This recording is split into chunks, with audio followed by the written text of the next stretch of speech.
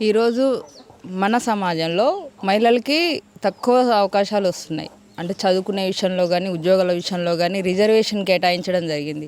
ఈరోజు 33 రిజర్వేషన్ ఉద్యోగాల్లో చదువులలో ఉన్న మిగతా రంగాలలోకి వచ్చేసరికి 33 రిజర్వేషన్ ఇంకా ఇంప్లిమెంట్ కావాలి. అది పార్లమెంట్లో పాస్ అయి ఉంది. బట్ మిగతా అంటే సాఫ్ట్వేర్ సైడ్ కానీ మిగతా వైపు కానీ అన్ని రంగాల్లో ఈక్వల్ పొజిషన్స్ ఇస్తున్నారు ఉమెన్కి.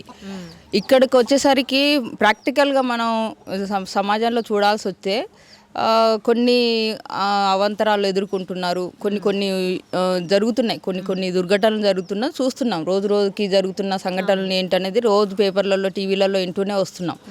ఇవన్నీ ఎందుకు జరుగుతున్నాయి అని అంటే ఈరోజు ఉమెన్ని సెకండ్ సిటిజన్గానే చూస్తున్నారు.